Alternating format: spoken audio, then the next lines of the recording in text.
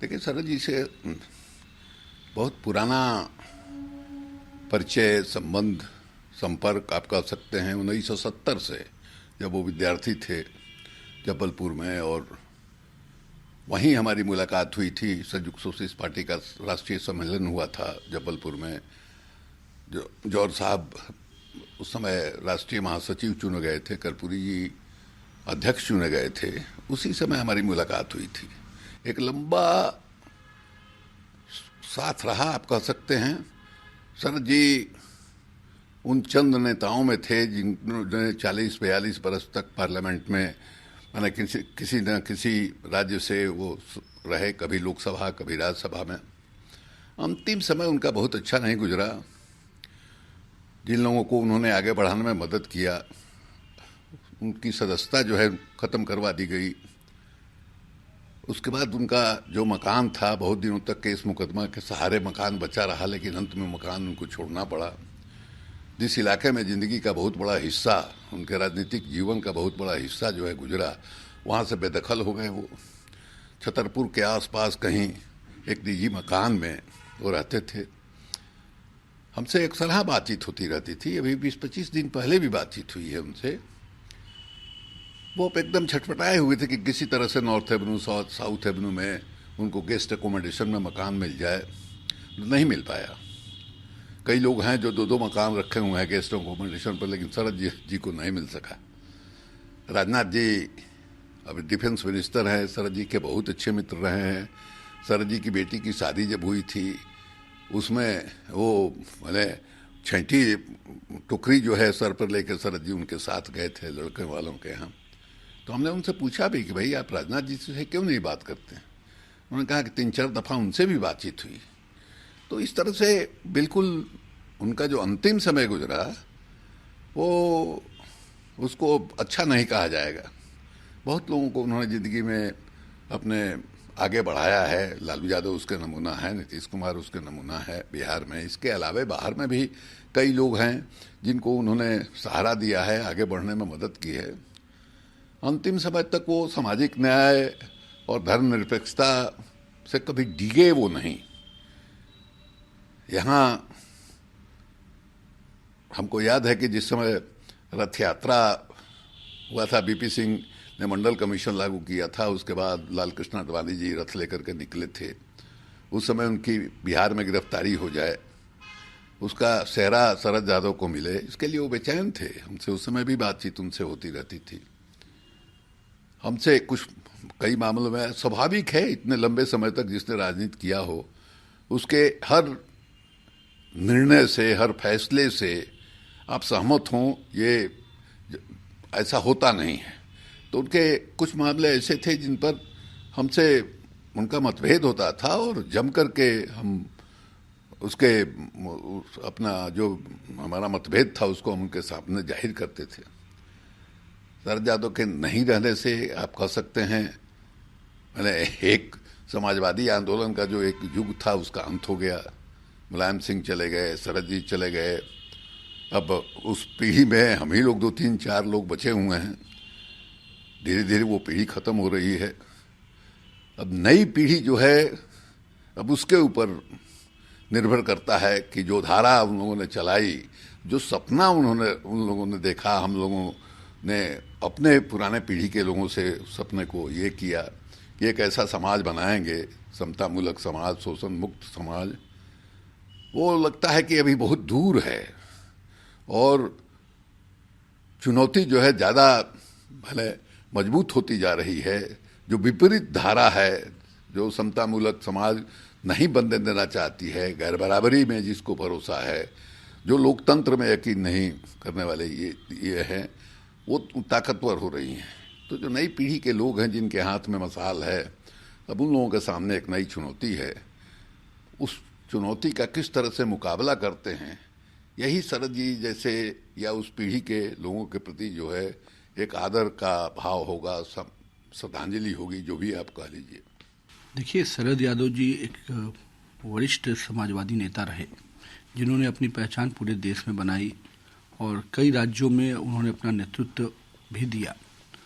सबसे पहले तो उनको बिहार को एक समझने वाला नेता और एक वैसा शख्सियत जिसने बिहार के समाजवादी विकास में बहुत योगदान दिया, मैं सबसे पहले उनको अपना श्रद्धा सुमन अर्पित करता हूं और साथ ही साथ समस्त बिहार वासियों की तरफ से भी आज इस दुखद क्षण में उनके परिवार के प्रति संवेदना व्यक्त करता हूं। देखिए, जनता दल यूनाइटेड के पूर्व राष्ट्रीय अध्यक्ष, लोकसभा और राज्यसभा के कई बार सदस्य रहे प्रखर समाजवादी नेता शरद यादव जी के निधन की खबर अत्यंत दुखद है और हम सभी लोगों के लिए एक सेटबैक की तरह है। कल जब यह खबर सामने आई तो हृदय मर्माहत हो उठा और उनके जाने से राजनीतिक जगत में एक बहुत बड़ा वैक्यूम क्रिएट हुआ है।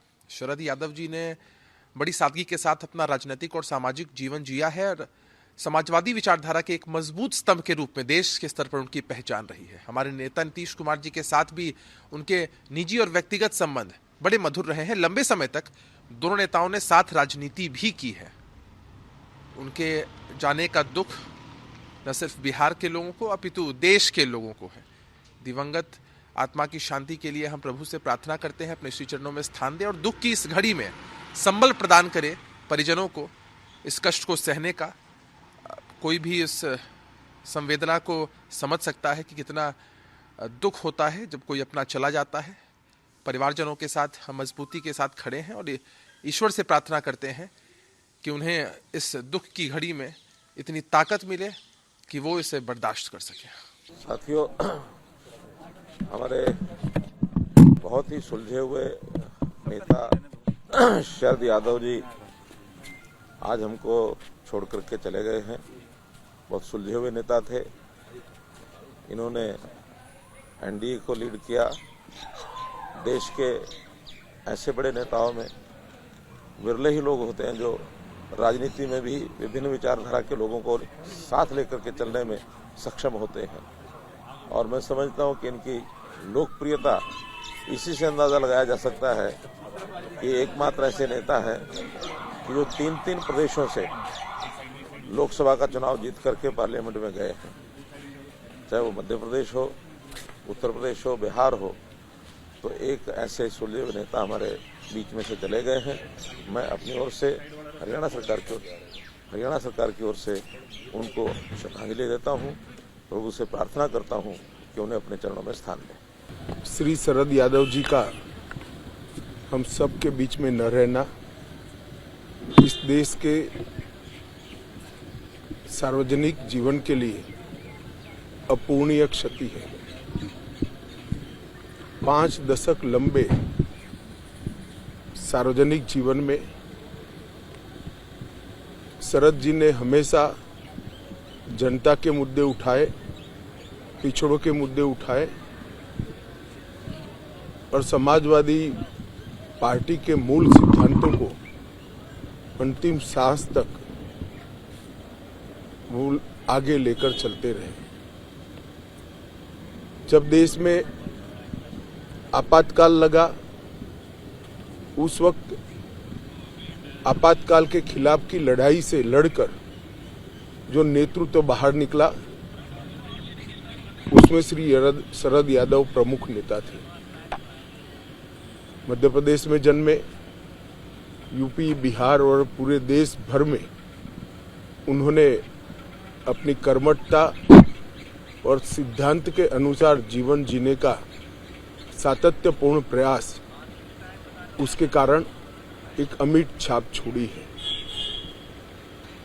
श्री शरद यादव जी का निधन इस देश के लिए, इस देश के सार्वजनिक जीवन के लिए, देश की संसद के लिए और समाजवादी आंदोलन के लिए अपूर्णीय क्षति है। मैं इस दुख की घड़ी में उनके सभी परिवारजनों को और उनके समर्थकों को, अनुयायियों को ईश्वर ये दुख सहन करने की शक्ति दे, ऐसी प्रार्थना करता हूँ।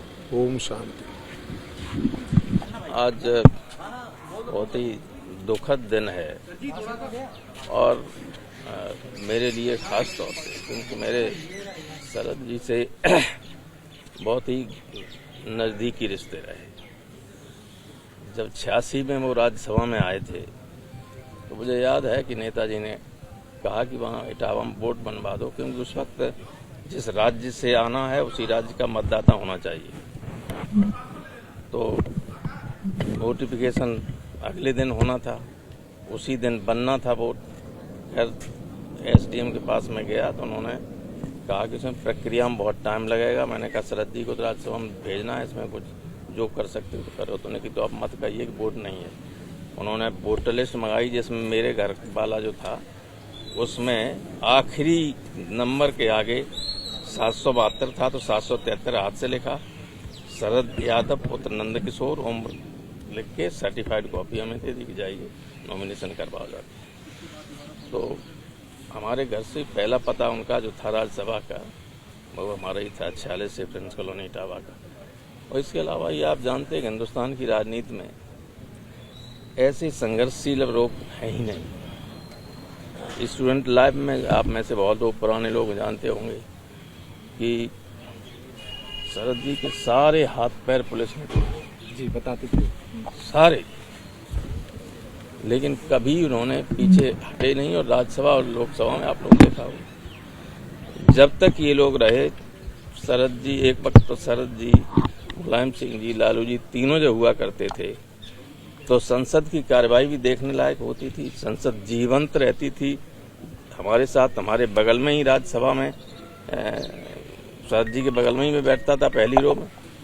तो कभी ऐसा नहीं हुआ, अपने किसी भी मुद्दे को अगर मैंने उठाया होगा तो शरद जी ने मुझसे भी ज्यादा आगे बढ़कर हमारे उस इशू का समर्थन किया। हम लोग लगभग एक ही उम्र के थे, शरद जी हमसे 1 साल छोटे थे। लेकिन दुखद है, देश की राजनीति में इस तरह के संघर्षशील लोगों की बहुत जरूरत है, जो अब कम ही होती जा रही, क्योंकि इस वक्त तो कोई हिम्मत ही नहीं कर पा रहा है। तो जो हिम्मत करने वाले लोग थे वो धीरे धीरे जा रहे हैं। ये देश के लिए बहुत ही दुखद बात है और पूरे समाजवादी परिवार के लिए, सोशल जस्टिस के लिए सर्वाधिक संघर्ष करने वाले शरद जी ही थे। तो इस तरह के लोगों का जाना देश की बड़ी आबादी के लिए भी बहुत दुख की बात है और देश की राजनीति में एक जो खालीपन आ रहा है, जो शून्य आ रहा है, वो भी बहुत ही चिंता की बात है। मैं उन्हें